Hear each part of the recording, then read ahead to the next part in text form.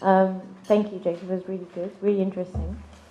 I guess maybe just comments or three quick comments. I think that um, when you were saying that after Cabral's death, the new leaders that emerged failed to implement his vision, I think that that is a sign of what you were saying, that they were not in a mutual situation with society at large.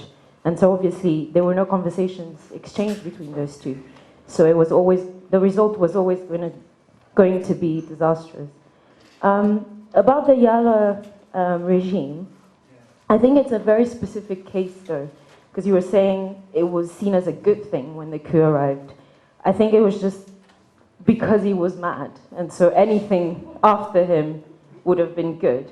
But I don't think it's a sign, you know, if you study the country's political trajectory, all these coups and counter coups and assassinations and the emergence of new leaders every time are not actually a result of any exchange of influence between that elite and society.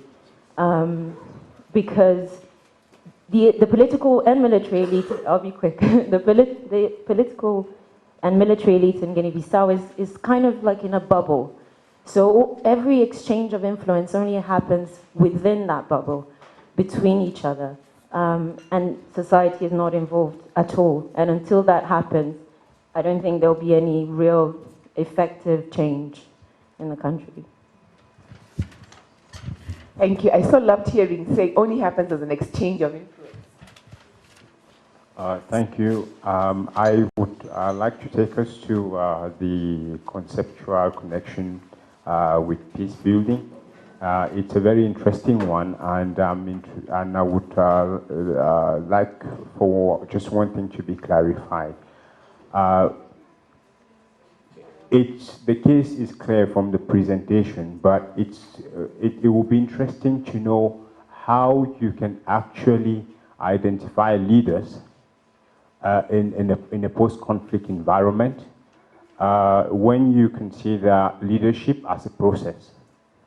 The reason is that I fear that if we take it that way and we can't find a way to identify leaders in a situation, then we might only be able to realize at the end of a certain activity that there was a leader. So it would be interesting for me to know how to identify leaders in post-conflict environment. Great question. Who was 3? I had a number 3. Okay, thank you very much. All of your very interesting and insightful presentation. I just want to make one question for clarification. So my question is: so what all of the presenters achieve the goal of the peace building? Because the different definition of the peace building would require different types of the leadership. For example, in some of the post-conflict nations, for example, in Rwanda, leaders like President Kagame can be called dictators, or maybe in Cambodia, Prime Minister Hun Sen can be a dictator. But under all of these kind of dictatorship, the country like Rwanda and Cambodia has been steadily experiencing steady economic development. So can it be a good leadership under definition or not? So this is my question. So what is your definition of the goal of the peace building?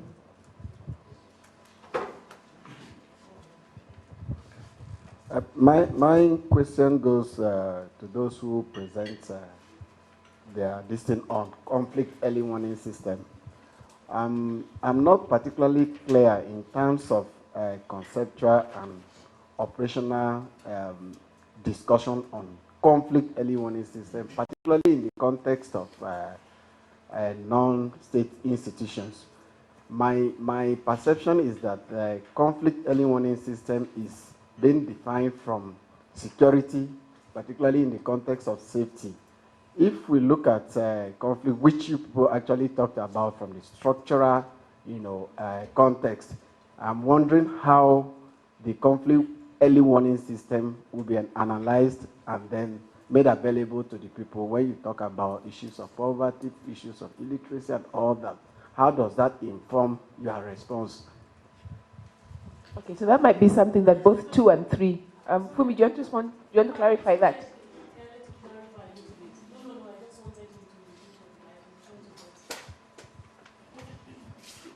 Okay, what I'm trying to say is that operationally and conceptually, the concept of early warning system, as was explained, is not very clear to me, particularly in the context of non-state institutions. And when you take, I think that it was explained particularly from the point of view of, security as safety.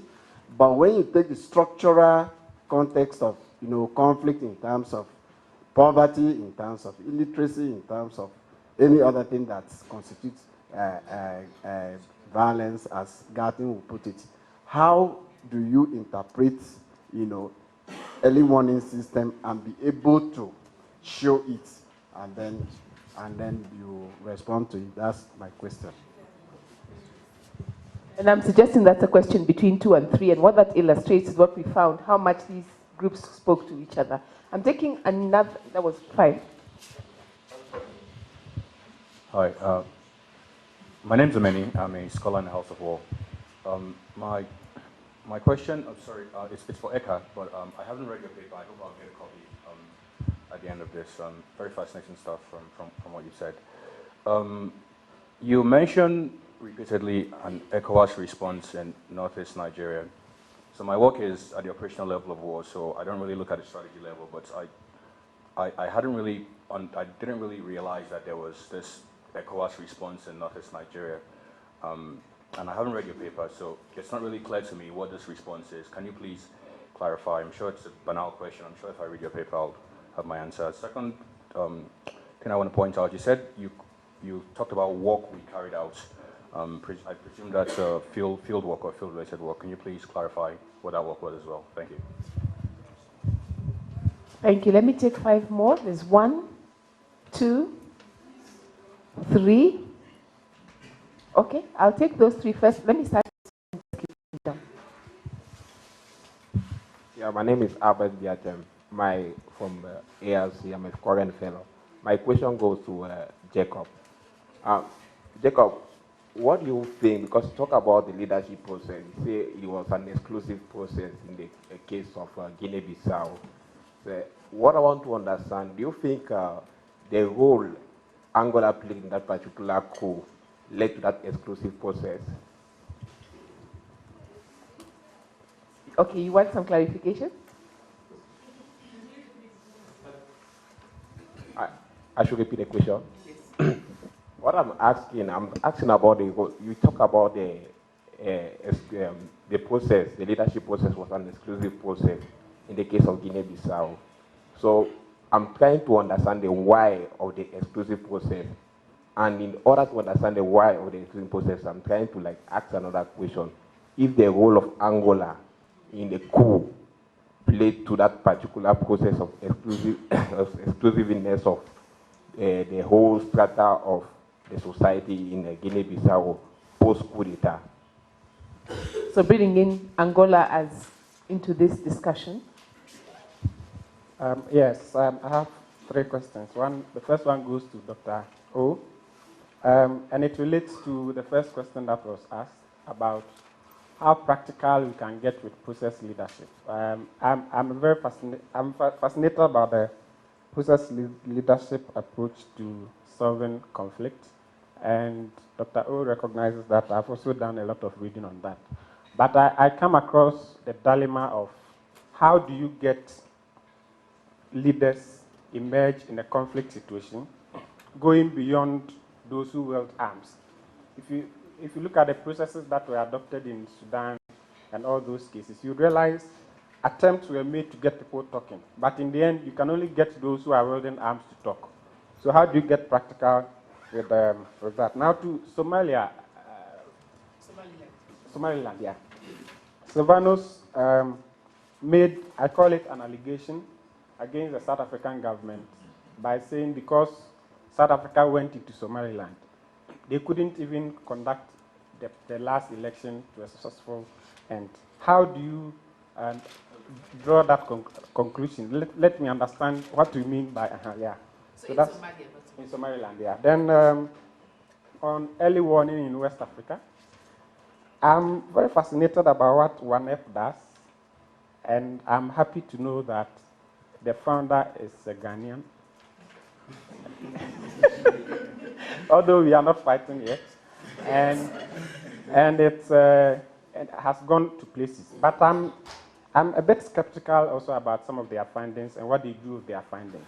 About 2 months ago, they came up with a publication that following recent economic difficulties in Ghana, there's a likelihood of public protests and a possibility of breakdown of security in the country.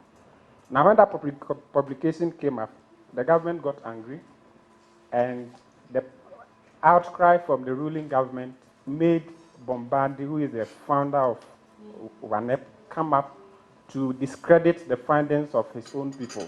So more or less, what he said was, his boys who did the research did not interpret their findings well. But it's a clear sign of an early warning to public breakdown of security in Ghana, where there are economic difficulties and somebody has to set up. But when the finding is interpreted, somebody comes up to discredit the very interpretation which has been given to something credible. So how do you justify, how do you make WANEP a credible part of early warning security in West Africa, for instance? Thank you. The political management of results. Thank you very much, Mshai. I really like the presentations, and as I said to Godwin and Fumi already, that I thought that we could have had more time. But this is what I'm going to do. For some of the presentations that I've looked at, I'm sort of going to meet some of the presenters one-on-one and converse and sort of give them direct individual feedback. But I want to make comments, very quick comments with regards to presentations. The first is the presentation by Jacob on Guinea-Bissau, and two issues really that I would want you to develop and flesh out a little in the paper. The others that we could talk about later, but the first is the issue of the socioeconomic basis of conflict in Guinea-Bissau. I think the paper needs much more deep and broader analysis of what the economy of Guinea-Bissau under colonialism and post-colonialism was. Second, and this is very crucial, the way in which Guinea-Bissau's economy has been distorted by transnational drug networks that have become deeply implicated in the politics that is going on now. So I would like that fleshed out a little more in the paper. Something that you raised that was fascinating was the militarization of Guinea-Bissau politics and how the moment of decolonization in terms of the level and intensity of Portuguese violence and the mobilization of violence by the liberation movement introduced particular forms of militarization and violence in Guinea-Bissau politics, to the point where one of the things that's happening in Guinea-Bissau politics is this inability or failure to demilitarize Guinea-Bissau society after independence. So there's a failure of independence, but almost in all Portuguese colonies, there is a failure of decolonization. The nature of the decolonization in Angola, Mozambique, and Guinea-Bissau, the script is clear. These are all societies that went into prolonged violence after decolonization. And so those two things are two things that I hope you could take on board and sort of flesh out in the fascinating paper that you work in. Dr. O's paper, a couple of things. I really like the focus on leadership and the focus on state and the attempt, peace building and the attempt to sort of bring these together. But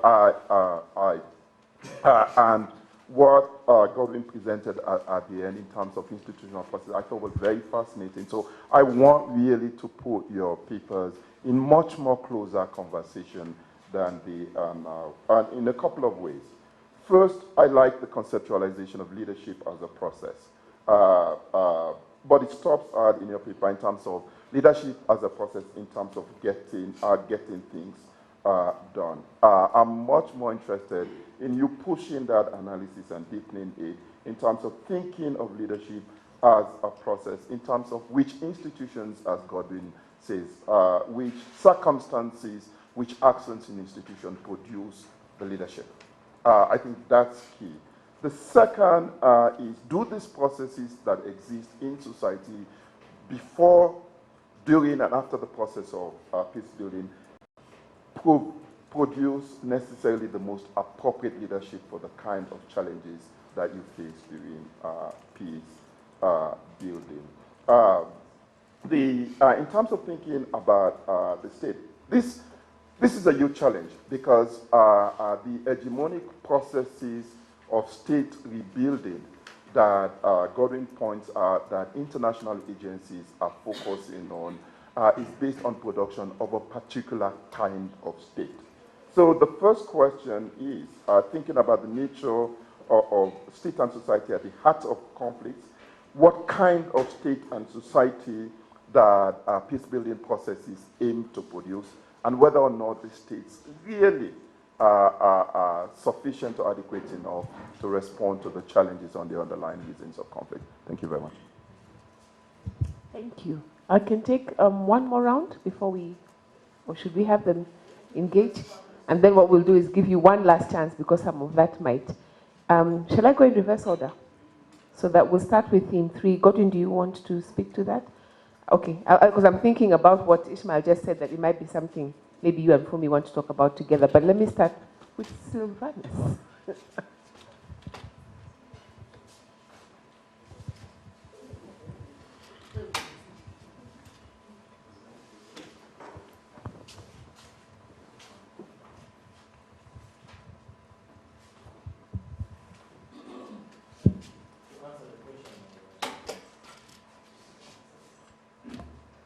To answer the question of the Don, is that from our presentation, the Somaliland's government and its peace-building process has remained fundamentally a product of political compromise, negotiation, and consensus building. And with that fact, the presidency is often not strong enough to defy these diverted interests of the clan. But also, remember that they are being funded by the local business community, okay, who represent various clan interests. Therefore, with the emergence of a new funder, especially external funder, providing significant financial support, and if you read through the foreign policy of South Africa, there's this notion of promoting democracy and human rights. And they go there, they start suggesting the building of institutions as per judiciary, as the way South Africa wants it to be. It definitely tips the political balance interests within Somaliland.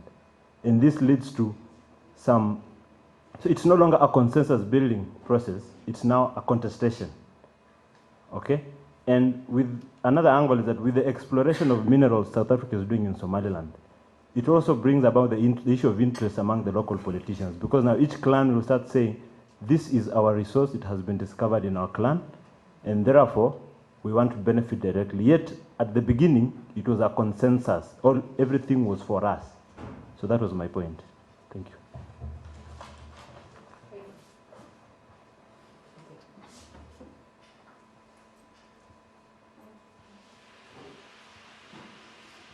Thank you. Thank you for those very rich questions. Let me come out so I don't feel like I'm falling over. Let me start with Kiale's question, which I think there are many things in there. I hope I understand what you're saying. And I think in trying to respond to that, I may respond to some of the other questions that were put to the presenters.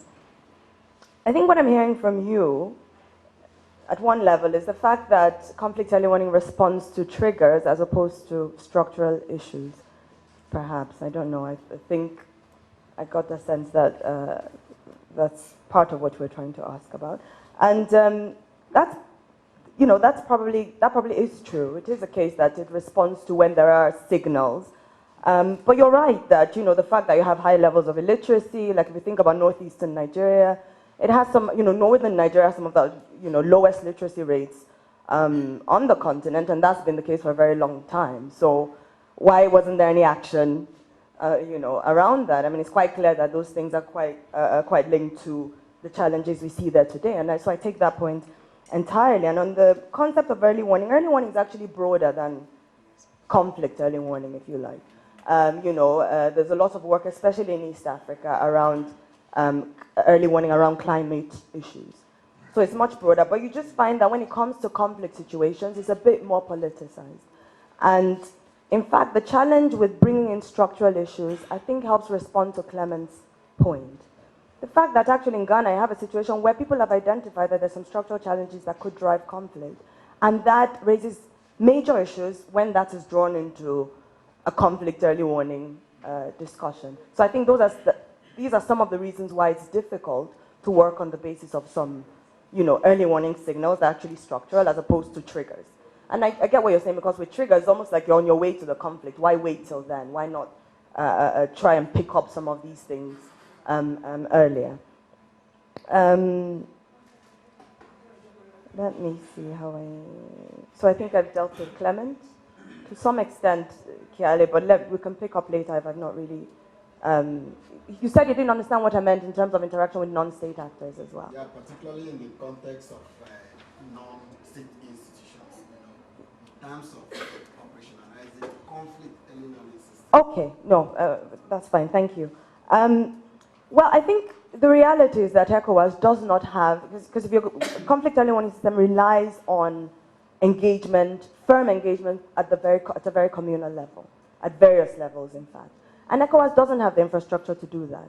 So ECOWAS, speaking now about West Africa, so ECOWAS has to rely on those that do. And those that do are the civil society organizations, and WENEP has a structure to be able to engage and address that. So actually, I think it shows some level of leadership on the part of ECOWAS to recognize that actually engaging with those who already are doing that work will help us move forward, as opposed to trying to build new structures where such structures already exist. On the point that was raised about the definition of peace building and how that interacts, I think that's a very pertinent point. And in fact, it's a main point for us when we think about this interaction between conflict early warning and peace building. And for us, I think it speaks to the fact that, situations in Africa can challenge thinking on peace building. Peace building in very formal institutional spheres, and let me speak of the UN Peace Building Commission, for instance, that treats peace building as a post-conflict activity.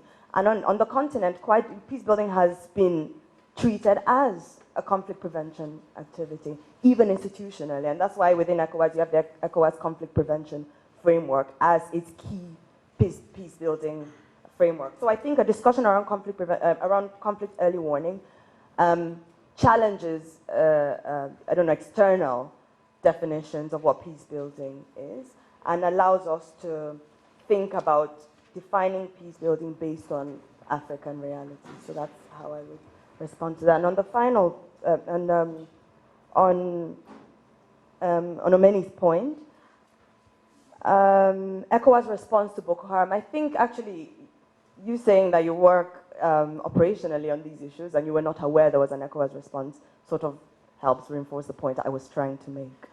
The fact that it's very difficult to hear anything from ECOWAS. There was a sort of, I don't know if I'd call it a summit, there was a kind of meeting, I think in April, after the kidnapping occurred. So there have been attempts to do something and say something, but the attempts are not the point. The point is who's listening and what impact is that making. And the reality is there's very little impact. I mean, I think as we broke up, we spoke about the fact that President Jonathan, I think Biya of Cameroon, and the President of Chad were all went to France to discuss these issues. And, all going to France to discuss those issues when we have ECOWAS here.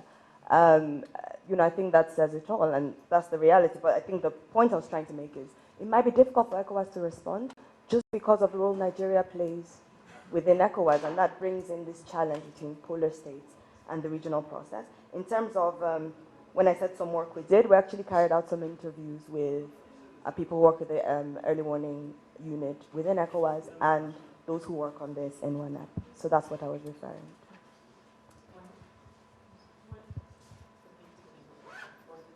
Yes. Yeah, I mean, I think the point there is when you now go back into, addressing structural challenges, there's a risk you get many people upset. The reality is conflict early warning not early warning in general seems fine, and when you think about climatic issues, it seems that that's fine to manage. But when you come into the conflict sphere, everything becomes politicized. And, as Kelly had mentioned, many of these things they're open source. It's information that's coming from open sources, so they're not secrets. But once we now start to say these are potential causes for conflict, then people pretend as though this is some sort of state secret. So I think, WANEP will continue to be challenged around that. I don't think there's any running away from that. That's always going to be the case as long as we politicize, conflict in our part of the continent. I think just coming from civil society, sometimes working with them, that's a big problem civil society often faces, when they release results and are not prepared on how to handle that fallback. And I think that's just a natural part of doing this kind of research. Rachel wanted to add something, so she's part of that group. Perhaps just to add a little to what... Just to add to what Eka was talking about, the link between early warning and peace building. I think what I would add is that, yes, Eka is right to say that early warning challenges and, our case study, early warning challenges the understanding of the concept of peace building as it's externally defined, and we are looking at peace building as peace as a state of being. We're looking at peace as when people feel that that there's no insecurity, and we look at early warning in that sense, and this is where the link is between early warning and peace building. We look at it in terms of creating that culture of warning where people know why they need it, and that is where the non-state actors come in, and that is where these issues that Kiale was pointing out about how early warning plays a role in issues of in issues of poverty. That's how they come in, because it's about a state of being. It's about people understanding why they need to contribute to the early warning mechanism. Thank you very much. I think those are the questions for EWS. So now we'll move on to the first group, and Jacob. So thank you for your comments. I would first of all like to appreciate Nyanka's support. She helped me throughout the research process, giving me important feedback, given the fact that there's the dearth of knowledge on peace building in Guinea-Bissau, and especially because much of the literature is in Portuguese. So she was like my reference point on what was the writing. Okay, and on the first point she made, it's a very good point, because largely, like she said, that mutuality or exchange of influence has really never occurred between, post-independent political leaders and the society at large. But if you look at Kumba Yala's regime and why it's a very interesting, case study, specifically, within Guinea-Bissau, it's because that exchange of, state conversation or exchange of influence in that society has never involved the Guineans, yeah? And because Yala's leadership, despite him being irrational and erratic, it's because every successive political or military regime has failed to respond to those structural problems in that Ghanaian society. The exercise of leadership, has failed to meet the society's demand. And Yala's regime or his leadership stands out because at that point, that society, expressed its dissatisfaction with the leadership or the political direction in which that country was going, and they expressed this as a whole. And to Albert's point about why the process was not exclusive, it's largely because at that point when they were responding to their conflicts, the society was excluded, and then ECOWAS and international community exercised leadership, but that leadership did not define or did not articulate the needs of the Guineans, and as such, the society was excluded from that process. Angola, his point on Angola, I think the September 14, 2003 coup did not involve Angola at all. It's only the 12th April 2012 in which Angola's role in the military was in the military in the conflict was became prominent, and that was the cause of the coup. But if you look at the September 14, 2003 literature, there's no mention about Angola's role at all. On to Rashid's point, I think those three comments are very important. I appreciate that, and I'll look deeper into that historical processes of the structural roots of conflict in our country. So thank you very much. Thank you, Jacob. I think the rest of the questions for me, you think? Hey. Right. I think that this leadership as process, if there's any, sorry, let me try and, because I typed the questions, so let me try and respond to them. Leadership as process raises a lot of challenges, I think, for, let me just,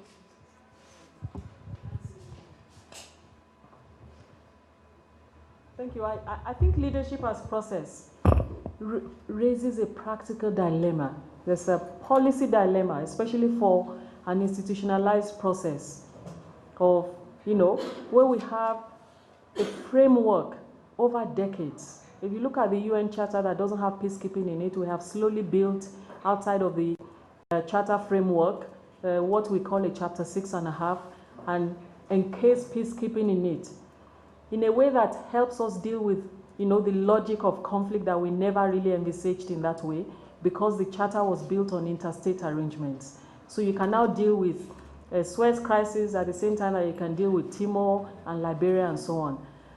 And peacekeeping itself has had to go through an evolutionary process, a difficult one at the end of the Cold War, because the very concept or doctrine of peacekeeping, which relies on consent, on all of those things around how you use force, when you use force, notions of neutrality, fell flat on its face in a place like Liberia.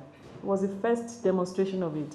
And in fact, if you had interviews with the different factions at the time, they told you we're not signatories to the Geneva Conventions. We're not, what do we care about any of this? That was a very difficult process. And so to ask the United Nations at the time, or even ECOWAS, that has institutionalized a framework that was still struggling to put into place, to think radically differently about how you engage in that environment is difficult. Also the fact that peace building, its core objective, Eka alluded to this, from the international community's perspective, from the United Nations perspective, it's the first instinct of it is to stop the fighting, stop violence. It's a humanitarian imperative for a range of reasons. A, it embarrasses us as CNN keeps talking about how all these things are happening, people are dying and we're not responding to it. B, it disrupts peace in a regionalized context too. You cannot ignore the fact that refugees are flooding borders. Cote d'Ivoire was harboring about 500,000, Guinea harbored 10% in its own territory. So the imperatives that drove, peace building from a global perspective were also radically different from the direct security concerns of citizens in those countries. And yet that was the only framework that existed. And therefore, if you were going into a country where you were going to make peace or keep peace, in as peacekeeping always features, even though it's not the be-all and end-all of peace building, but you need it as an entry point. If you're going to do that, the first question you must ask yourself is, who are the actors? That's an individualized notion of leadership.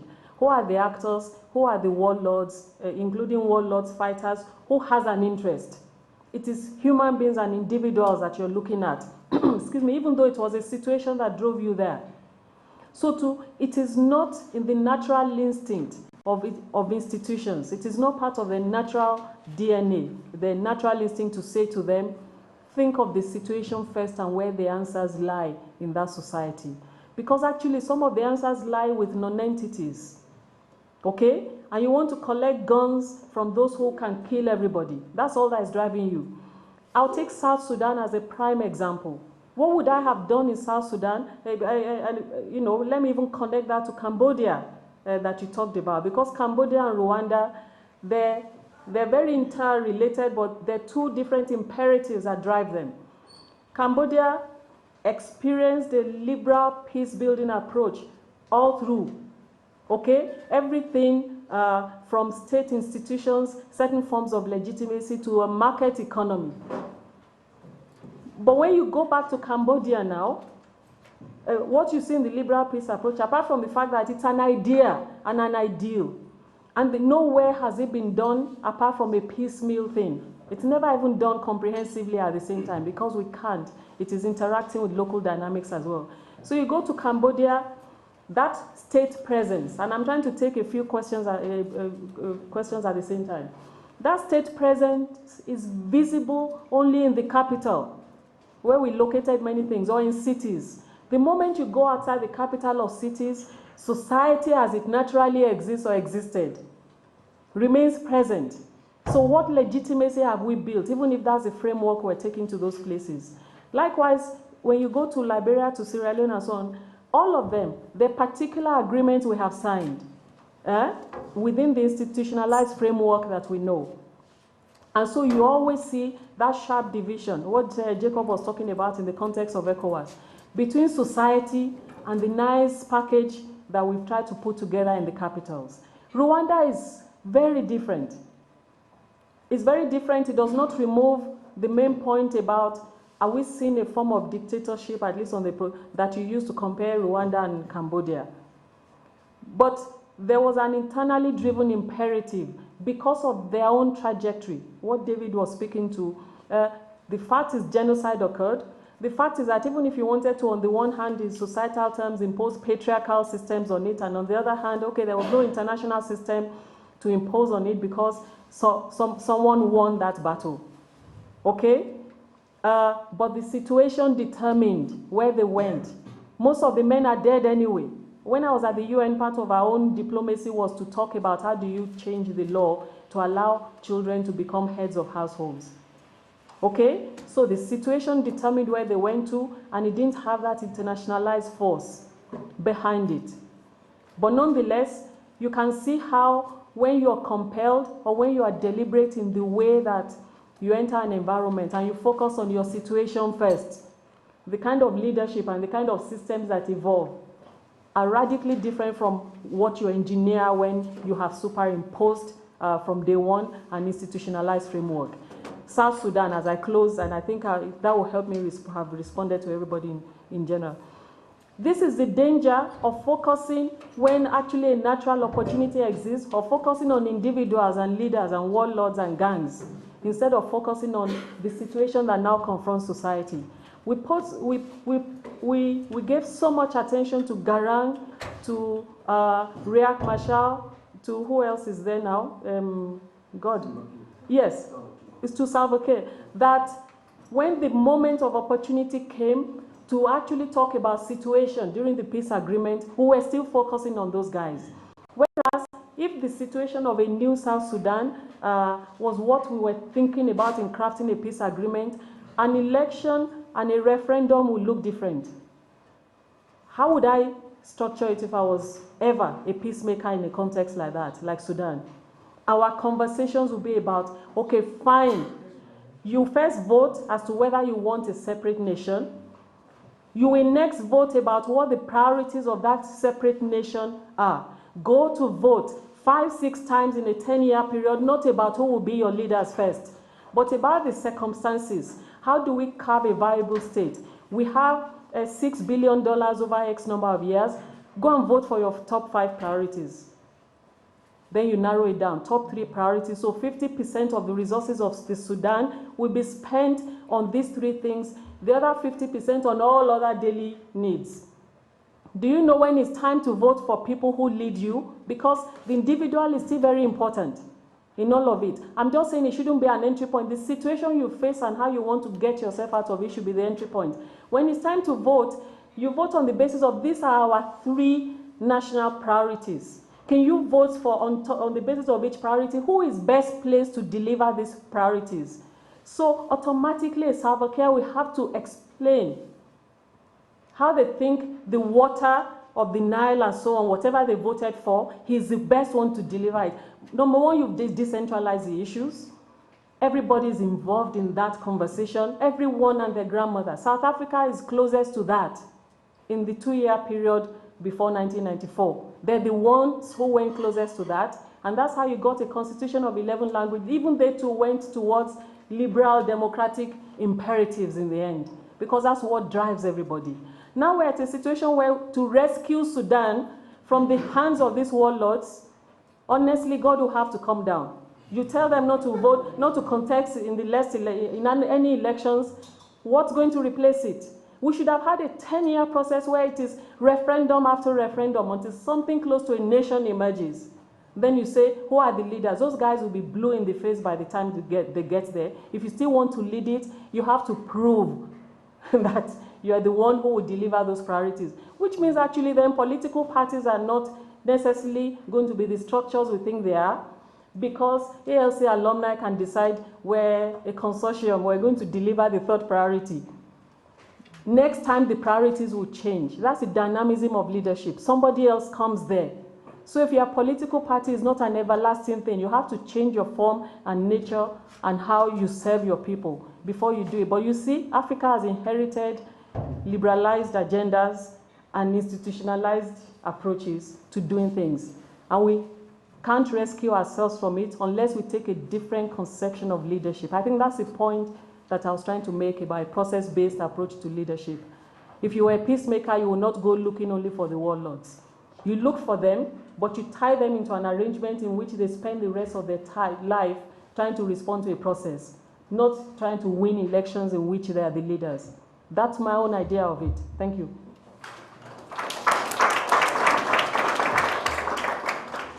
Thank you. Please join me in thanking all the members of the research working group. May I ask you to stand up so that we just acknowledge all of you at the same time. Sylvanus, David, Rachel, Audrey. Thank you very, very, very much. And I should note, I did not note that when we were saying, Alfred actually also was on the 3rd, worked with the 3rd group. Alfred is a leading researcher. And my learning space was the 1st thematic group. I also should say that as part of the discussions, we had a 4th theme. And the 4th theme was really just responding to the a call for CFP, call for papers. I wanted to say call for proposals, didn't sound right. For the a book that is tentatively titled African Perspectives to Peace Building, that actually begins even by questioning, is there such a thing? So it's a good note that, Fumi, when you were ending with saying we should even just think about how we organize ourselves. So Cyril Obi is going to be coordinating that. I'm sure we'll hear much more about that at some other point. Just very quickly on the way forward. First of all, if you have any comments, or we've given you the paper so that hopefully, I know Ismail had made this point that he wished he had more time to go through them. Everybody has, I believe, Alfred's email. So if you have any questions and you don't have, you're thinking, how do I send these? Please do send them to Alfred, and everybody will get, the relevant groups will get access to that. As you know, I know you didn't get all the papers, but we will have the other papers. I think if you're interested in hearing more, we would send you the paper. But we are now moving to sending the papers, to completing the papers, putting in your feedback, and then sending them for a peer review process, after which, hopefully the next time you see them, they will be in some form of publication somewhere. So we really want to thank you, and not just you, everybody who's come for all our meetings. We also have another request. It's really important that the papers don't just remain papers. In the last meeting, we actually took time out to ask ourselves, can I use this paper in my teaching? Does it help my research?